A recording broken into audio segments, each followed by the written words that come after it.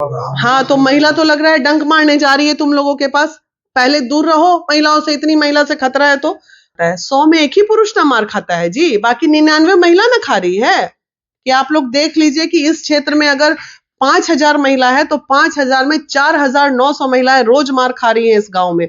वहां का मुखिया का काम है कि रोके, वहां का जनप्रतिनिधि का काम है कि इस चीज पे रोक, अपने जितने पुरुष को बैठ के मीटिंग करना है, पुरुष को अवेयरनेस प्रोग्राम चलाना है कि भाई तुम मर्द हो, कायर थोड़ी काय लगी बीबी को मारते हो जी। तो ये काम आप क्षेत्र में विधायक भी होता है, जनप्रतिनिधि भी होता है, मुखिया भी होता है, सरपंच भी होता है। तो अब चुन चुन के वो काम करना है कि जिस क्षेत्र में महिलाएं प्रताड़ित होते नजर आ गई, उस क्षेत्र के मुखिया को पकड़ेंगे हम जाके कि कैसे आपके क्षेत्र में इतनी प्रताड़ना है। सिस्टम ना बनता है जी। जब ये दिख रही है जन स्वराज में हम लोग कुछ देर पहले प्रेस कॉन्फ्रेंस में थे और वो कह रहे थे पिछले 19 सालों से नीतीश जी सोए हुए थे, जब चुनाव आया तो नीतीश जी जग गए, उनके पार्टी के तमाम लोग जग गए। अच्छा एक बात, महिला समाज यात्रा निकाल रहे हैं। ये कैसे जग गए? अभी बताइए ना, हम सोए थे कि चाहे जगे थे वो तो अलग बात है। इनको कौन बोला था अभी जगने के लिए आके यहाँ? इतने कहाँ थे?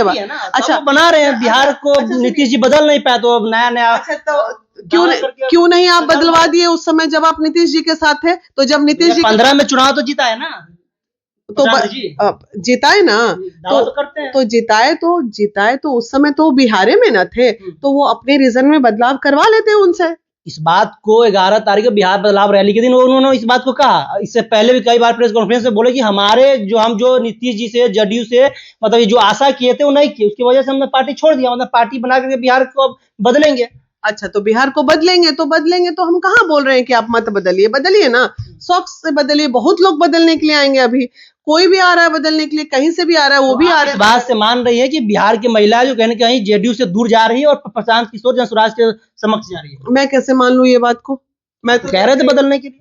कैसे? बिहार की महिला घर घर में जाइए ना, बदलने जाइएगा, कहिएगा कि हम जीतते के साथ दारू चालू करेंगे, तो फिर पीटने के लिए महिला दौड़ती है, पता है कि नहीं भाई? जो हमारी वीकर सेक्शन महिलाएं हैं, वीकर सेक्शन महिलाओं के लिए तो कहीं ना कहीं इस शबाब का काम था कि बहुत ही एक होता ना कुछ गॉड गिफ्टेड चीज जैसा हो गया था। ठीक है, हम ये मानते हैं कि दारूबंदी से हमने 100% घरेलू हिंसा को नहीं रोक पाए। अरे 50 ही रोके ना भाई, अरे रुका है, लेकिन 100% नहीं रुका, 85% रुका। तो 50 से भी तो कुछ बदलाव हुआ ना, कोशिश तो की ना, ऐसा तो नहीं कि कोशिश नहीं की गई। महिला का बात करते हैं, पुरुष भी काफी प्रताड़ित हो रहा है। पिछला कुछ दिनों का घटना देखा जाए तो कभी ड्रम में पाए जाते हैं, कभी सांप कटवाया जाता है, कभी जहर खिलाया जाता है। उनके लिए महिला विकास मंच क्या कर रही है? तो उनके लिए तो संदेश आए दिन दे रहे हैं कि जब भी कोई अपराध पनपता है तो अपराध का सिग्नल आपको बहुत पहले मिल जाता है कि आने वाले दिनों में ऐसा हो सकता है। तो ये कटने मारने की नौबत ही क्यों आती है भाई? प्रेम से अलग हो जाओ ना, पहले ही अलग हो जाते हैं। सेम संदेश आप महिला के लिए फिर दीजिए। दोनों के लिए दे रहे हैं, दोनों के लिए दे रहे हैं कि ना तुम मरो ना तुम मरो। 1000 में 990 महिला प्रताड़ित है। ये कौन सी महिलाएं हैं जिन्हें आप बोलिएगा ना तो उनकी आपकी बात वो नहीं समझ पाती हैं कि आप बोल क्या रहे हैं। उन्हें अपने अधिकार के बारे में पता नहीं। ये वो महिलाएं हैं, हम और आप जैसे महिलाएं थोड़े हैं। सवाल तो फिर से मैम खड़ा हो रही है, पिछले 20 सालों से फिर नीतीश सरकार क्या की है? जब शिक्षा नहीं दे पाए उन महिला लोगों को, सुधरी नहीं कर पाए उनको। बात बताइए, नीतीश सरकार जी के और जो टीम है वहां, अब क्षेत्र में विधायक भी होता है, जनप्रतिनिधि भी होता है, मुखिया भी होता है, सरपंच भी होता है। तो अब चुन चुन के वो काम करना है कि जिस क्षेत्र में महिलाएं प्रताड़ित होते नजर आ गई, उस क्षेत्र के मुखिया को पकड़ेंगे हम जाके कि कैसे आपके क्षेत्र में इतनी प्रताड़ना है। सिस्टम ना बनता है जी। जब हम इस पे सर्वे करेंगे उसके बाद ही तो रास्ता निकलेगा। आज सर्वे हुआ है, अब रास्ता भी निकल जाएगा। देखिए कैसे मुखिया लोगों को टाइट किया जाता है कि कैसे इतनी महिलाएं आपके गांव में प्रताड़ित हो रही हैं। सर्वे के बाद ही ना रिजल्ट आएगा। सर्वे लेंगे। क्या आप फिर से राजनीति में आने का सोचे? राजनीति में आप कहीं कदम रखेंगे? क्योंकि ये सब करने के लिए कहेंगे राजनीति कहा जाता है कि अहम स्तंभ है। राजनीति में आ रहे हैं क्या?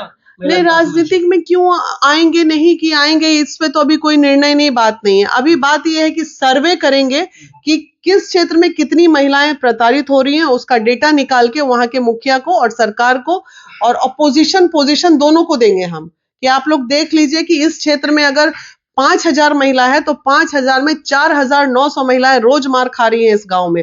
वहां का मुखिया का काम है कि रोके, वहां का जनप्रतिनिधि का काम है कि इस चीज पे रोक, अपने जितने पुरुष को बैठ के मीटिंग करना है, पुरुष को अवेयरनेस प्रोग्राम चलाना है कि भाई तुम मर्द हो, कायर थोड़ी काय लगी बीबी को मारते हो जी। तो ये काम मतलब नीतीश जी करेंगे, तो बाकी जनप्रतिनिधि पुरुषों तो मार खाता है, पुरुषों तो ड्राम में मिलता है।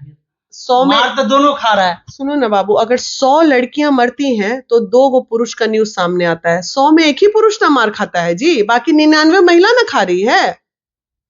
क्या बात कर रही आज आप पीएमसीएच गए थे, महिलाओं पर ताना महिला आज पीएमसीएच में 3 महिला ससुराल से कोई गला घोट के कोई जल के पहुंची हुई है पीएमसीएच में। मैं गई हूं, वहां गई हूं तो वहां तो मेरे को आज कोई पुरुष नहीं मिला।